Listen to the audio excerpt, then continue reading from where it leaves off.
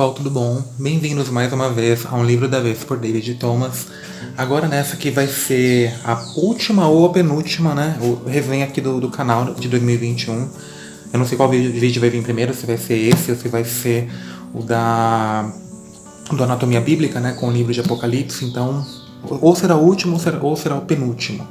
Bem, o livro da vez então é esse tijolo aqui que eu li ao longo de 2021, que é o Queda dos Gigantes, do Ken Follett. Mas antes de começar o vídeo, eu vou deixar o link aqui embaixo de todas as minhas redes sociais, do Facebook, do Instagram, do Scooby. Vou deixar também o link, né, da Amazon para você adquirir esse livro lá na Amazon, e você ajuda o meu canal a se manter na plataforma. Bem, eu li na verdade 2 livros esse ano. Eu li bastante livro de história, vocês devem ter percebido. E assim, sobre a Primeira Guerra Mundial, eu li 2 livros muito me ajudaram bastante, né? Que foi esse daqui que eu fui lendo ao longo de 2021 e esse daqui também, que já saiu a resenha, que é a Primeira Guerra Mundial, a guerra que acabaria com todas as guerras, né? Vou deixar aqui em cima. Esse daqui tem uma linguagem muito mais técnica, mas me ajudou, e é bem mais fininho, né? Me ajudou muito a entender, na verdade, as razões da Primeira Guerra. Eu falei naquele vídeo que eu saí da escola meio que com alguns déficits, assim, e eu acho que todo mundo, né? E no que se refere à Primeira Guerra Mundial, nunca tinha ficado muito claro para mim quais foram as razões que a motivaram. Então, esse primeiro livro me ajudou bastante. E você lendo um livro com uma linguagem muito mais técnica, junto com um romance que se passa no mesmo período, né, e tem a mesma temática, foi muito interessante. Esse daqui, que é o do Ken Follett, na verdade o Ken Follett ele vai criar aqui um romance que vai se passar em toda a Primeira Guerra Mundial. Então a gente vai acompanhar dentro desse calhamaço aqui os 4 anos da Primeira Guerra, né? Que foi 1914 até 1918. E é muito interessante porque quando você vê essa narração, né, de um momento da história através de um romance, você consegue entender muito mais, assim, né? Como que alguns movimentos nasceram, como que a guerra começou, quais que foram os motivos. Então, assim, me ajudou bastante. Aquele lá já me ajudou a ser muito mais rápido a leitura e ter uma visão muito mais técnica, né? Mas também me ajudou bastante. Inclusive é um dos vídeos que mais me rendeu, tem me rendido, na verdade, visualizações aqui no canal. O livro vai narrar esses primeiros acontecimentos, né, do início do século XX, e vai narrar então a trajetória de 5 famílias que estão vivendo nesse momento na iminência da Primeira Guerra Mundial, né? E também vai narrar todos os acontecimentos históricos da época. E ele vai misturar aqui, mesclar personagens reais com personagens fictícios. E essa é uma das características mais interessantes desse livro, porque é bem legal, porque quase todos os diálogos, né, construídos aqui desses personagens importantes da história, como Trotsky, Lenin, o Rei George também, e por aí vai, né? Todos esses diálogos, a grande maioria foram diálogos que aconteceram de verdade. A única diferença é que aqui ele vai incluir alguns personagens fictícios também na trama. Então o livro aqui nada mais é do que uma verdadeira aula de história, né? Contada através de um romance. Eu assim, gente, você que tá na escola, ou enfim, você quer entender bastante da Primeira Guerra, eu super indico a leitura desses 2 livros, na verdade, né, mas desse daqui, especialmente para quem não tem muito aquela paciência, não é muito, não gosta muito daquela linguagem muito técnica, né, dos livros de história. Esse aqui, assim, uma excelente indicação, porque ele tem uma pegada muito boa. Então o livro ele vai começar, eu não vou falar de todo o elenco, porque são muitos personagens aqui, mas o livro ele começa então com um dos personagens principais aqui, que é o Billy Williams. E ele assim, ele tá indo trabalhar, na verdade, na mina de carvão, né? O menininho de 13 anos, o aniversário dele, isso lá em 1911, ou seja, pouco antes de começar a Primeira Guerra. E o pai dele é um sindicalista, né, um esquerdista. A irmã, que é a Ethel Williams, ela vai trabalhar na casa do conde, que é o Fitzherbert, eu não sei falar direito o nome dele. E assim, a gente vai acompanhando todo o desenvolvimento desses personagens, as lutas que eles vão enfrentando, até o momento que a guerra estoura, né? E esse personagem aqui, que é uma criança, ele vai pra guerra. E a gente vai acompanhando também todo o desenvolvimento de vários movimentos sociais que ocorreram na época. O período da Primeira Guerra Mundial, ele foi um período de grandes mudanças na história da humanidade, né? Tanto que, igual eu falei naquela outra resenha, a Primeira Guerra Mundial foi uma guerra que ela inovou em muitas coisas, né? Foi a primeira vez que o homem lutou com armas de fogo, como revólver e tudo mais. Foi a primeira vez que o homem ele lutou, né? Ele guerreou nos céus, né? Com os aviões e tudo mais. Então foi uma guerra que inovou muitas coisas, a tecnologia, né? Já era a época da Revolução Industrial. Então a gente vai ter também muitos grupos sociais reivindicando seus direitos, né? O principal deles, onde surge na teoria, porque na prática já tinha lá um protótipo dele, mas o início do feminismo ele começa no século XIX. Então assim, a gente vê todas essas personagens, esse boom estourando aqui. E a gente vai acompanhando ao longo dessas 900 e poucas páginas o desenrolar desses acontecimentos. A Ethel Williams, né, como eu acabei de falar, que é a irmã desse personagem, ela trabalha na casa, né, do Conde Fitzherbert. Ela vai ser uma das personagens importantes para o movimento feminista aqui narrado nesse livro. E ela é, então, amante, né, desse outro personagem, do patrão dela. E é interessante porque ele é um conservador, um tradicionalista, né? E ao mesmo tempo ele tem uma irmã, que é a Lady Maud, que ela vai ser assim como se fosse uma das líderes do movimento feminista nessa história. E o curioso é que ela vai se casar, né, com um alemão. Esse alemão é o Walter, e assim, né, os alemães, eles foram totalmente ridicularizados no final da Primeira Guerra, foram culpados, na verdade, por todos os acontecimentos da Primeira Guerra, no final dela, com o Tratado de Versalhes. O que me fez pensar bastante nesse livro aqui, gente, é que até então a gente sempre culpou muito a Alemanha, né, por conta de tudo que aconteceu nas guerras e tudo mais. E aqui ficou muito claro pra mim que o Tratado de Versalhes ele não foi tão justo assim, né, os alemães, eles tiveram culpa, mas não foram os únicos participantes da Primeira Guerra. E a gente vê assim como eles foram odiados pelo mundo. E a Lady Maud, ela vai acabar sendo, né, até mesmo rejeitada pela família, não somente por conta de suas visões feministas, mas também por conta desse casamento com um alemão. Então é muito bonito, na verdade, acompanhar a história de amor dos dois. E, enfim, a gente vai vendo aqui também esse personagem, muitos outros, o drama, né, dos meninos que vão para a guerra, de todos os países, na verdade, o medo das mães, das noivas, das namoradas deles não voltarem. A gente vai ter uma cena aqui que o momento mais complicado assim, para as famílias é quando o carteiro passa, né, durante esses 4 anos. Cada vez que o carteiro passa, ele já passa trazendo a notícia dos nomes, a lista dos mortos, né? E assim, é muito triste você ver, sabe, a ansiedade daquelas pessoas que ficam ficaram anos sem notícia, sem saber se os seus parentes estavam vivos ou mortos.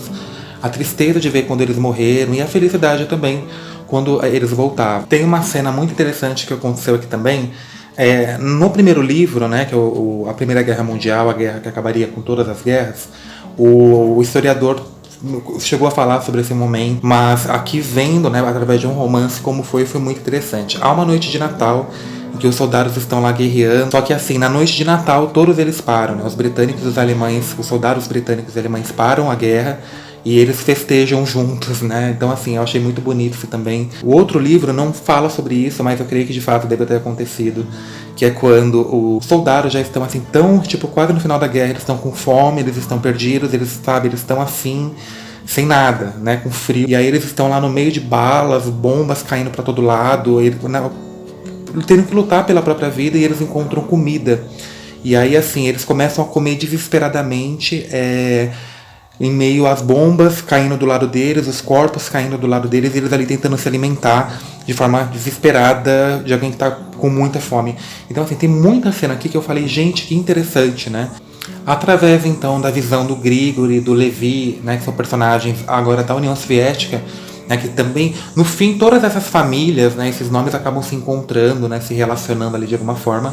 Mas através da visão desses dois personagens, nós vemos também os horrores, né, que estavam ocorrendo também na União Soviética, né? Uma das cenas assim que mais me chocou é o momento que esse Grigori, que é um dos personagens, ele é um soldado, e ele vê uma criança de 9 anos, uma menina, jogando um charme pra ele, tipo, tentando seduzir ele, né, tentando seduzi-lo, e ele demora a se dar conta de que ela tá tentando seduzi-lo, né, que ela tá tentando se prostituir para conseguir comida, né? Que ele ficou horrorizado, assim, demora a cair a ficha de que uma menina de 9 anos teve que chegar a tal ponto. E também a dificuldade dos russos de comprar comida, né? Igual tem uma cena aqui que quando eles vão de manhã comprar pão, tem gente que fica até 3 horas chega na fila 3 horas da manhã para comprar pão. E assim, a gente vê a dificuldade desses personagens, é muito triste também o que rola ali. Então a gente vê a luta também desses russos tentando derrubar, né, o sistema ali dos Romanov e tudo mais. É bem complicado, assim, gente, quando você acaba vendo entrando em contato com esses personagens e ver que, infelizmente, tudo que foi narrado aqui em Queda de Gigantes está bem longe de ter sido somente um romance, né, uma ficção. Pelo contrário, né? Eu vi uma frase esses dias, eu não sei, foi no Instagram, alguém falou assim que a ficção é a verdade na mentira. Então, assim, é bem curioso mesmo, né? Outra coisa também, que é muito interessante a gente observar aqui, o Ken Follett, ele não puxou sardinha nem para a esquerda nem para a direita. Então, quando ele começa a narrar sobre as feministas, a gente começa a perceber, né, que ele está deixando bem claro que aquela antiga lenda, né, de que as mulheres foram inseridas no mercado de trabalho por conta do movimento feminista é uma mentira, né? Então elas acabaram sendo incluídas no mercado de trabalho por necessidade. Todos os homens foram para a guerra. Então, assim, os trabalhos que ficaram, alguém teria que fazer, né? Foram as mulheres. Não foram somente as mulheres que foram inseridas no mercado de trabalho por necessidade. Como eu acabei de falar para vocês, o livro começa contando a história de um menino de 13 anos sendo obrigado a trabalhar numa mina de carvão. Então, as mulheres foram inseridas no mercado de trabalho nessa época, os meninos, as crianças também.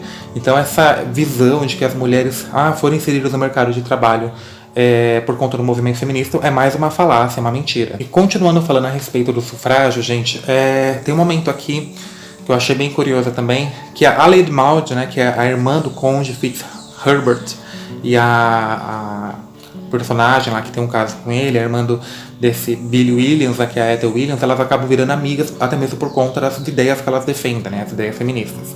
Só que tem momentos aqui que elas acabam tendo um conflito, porque quando o voto feminino ele é legalizado, né, se torna lei, esse voto ele seria aceito se essas mulheres fossem casadas, né, fossem da classe média, ou no caso se elas tivessem residência própria e tudo mais. E essas duas personagens vão se desentender porque uma tem uma visão totalmente extremista, que é o caso da Lady Maud.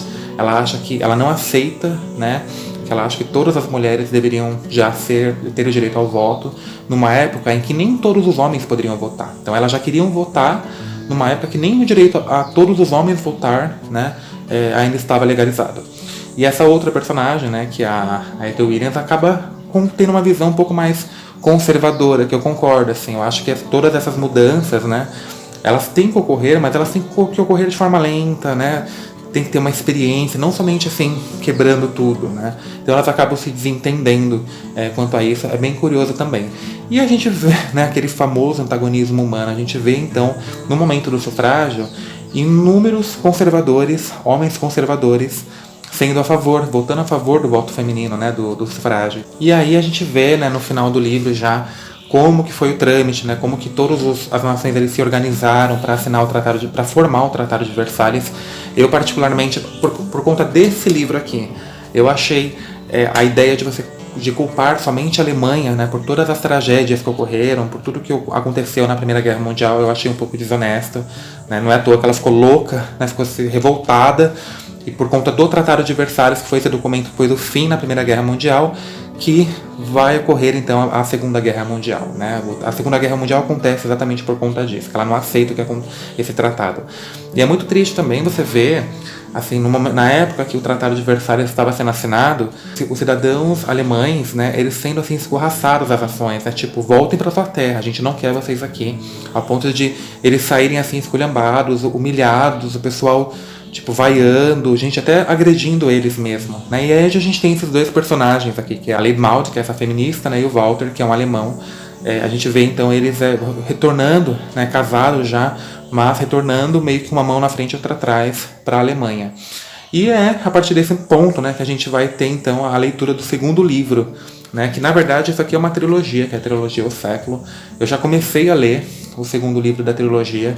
Eu não vou poder falar aqui, né, sobre tudo, mas assim, eu achei bem curioso e eu já comecei a ler esse segundo livro. O segundo livro parte exatamente do momento que eles chegam na Alemanha e o surgimento desse personagem. Ele vai se aproveitar dessa vergonha, humilhação que a Alemanha tem sofrido para incitar uma revolta, né, uma segunda guerra, que é o Adolf Hitler.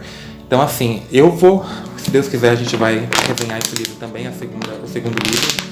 Mas essa é a minha leitura anual. Então a minha leitura anual, o que eu faço? É aquela leitura que geralmente eu começo no final do ano e eu vou lendo um capítulo por semana até o final do ano seguinte. Então eu demorei um ano para ler esse livro.